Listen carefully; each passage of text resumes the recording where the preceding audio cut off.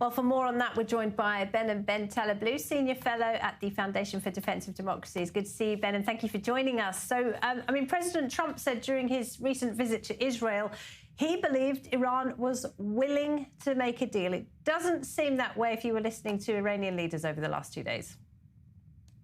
Great to be with you, Laura. Yes, and even recently, during an extended 60 Minutes interview, the president said that the Iranians are still seeking a deal or want to make a deal, but can't really come out and say it. You know, make no mistake, there's the president, of course, embracing the bully pulpit as usual, being able to score a PR win against the Islamic Republic of Iran after the military win of the U.S. and Israel after the 12-day war.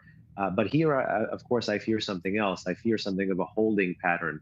Where the U.S. certainly isn't going to spend the capital to go all the way against the Islamic Republic, and the Iranians certainly aren't going to spend any kind of political capital to moderate or change their own behavior. And instead, you have what Khamenei is doing, which is raising the costs and trying to get America to change its long-standing policies and behavior in the region. You have Khamenei talk about the U.S. stopping supporting Israel and having to withdraw all of its bases and changing the way it interacts with the region. So in the void, in the confusion, amid the contradictions, the Iranians are trying to score PR and narrative wins. Well, they're not just talking about rebuilding. According to U.S. intelligence, China is already helping Iran rebuild its nuclear program. I mean, how advanced are they?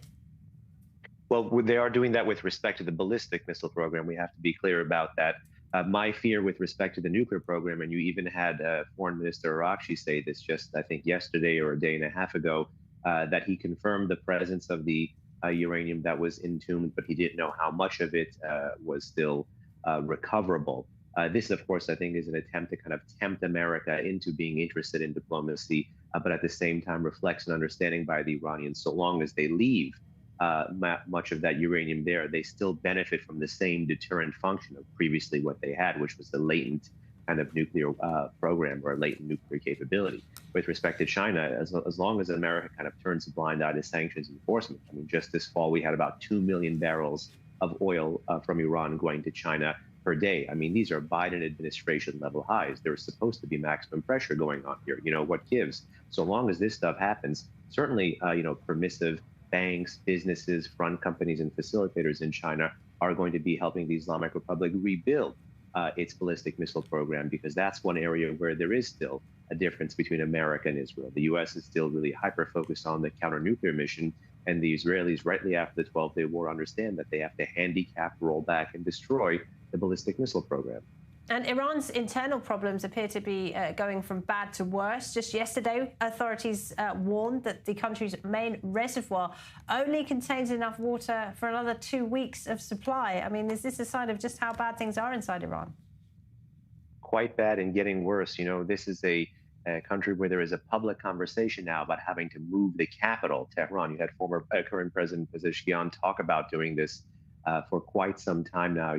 And therefore I would pay attention to the 2 E's, the economy and the environment, the intersection of these two things in the post-12-day war, post-October 7 Middle East, post-Women Life Freedom Movement Iran, I would pay great attention to, because there are still significant sources of disgruntlement and dissatisfaction of the population, which has increasingly been protesting against the larger ruling Islamist elite. So pay attention to the intersection between the economy and the environment, and how those grievances manifest themselves politically as the crisis worsens moving ahead. And just real quick, is this a case of the Iranians trying to rewrite history? They say that the Hamas leader Ismail Haniyeh was actually killed by a missile. It wasn't an inside job.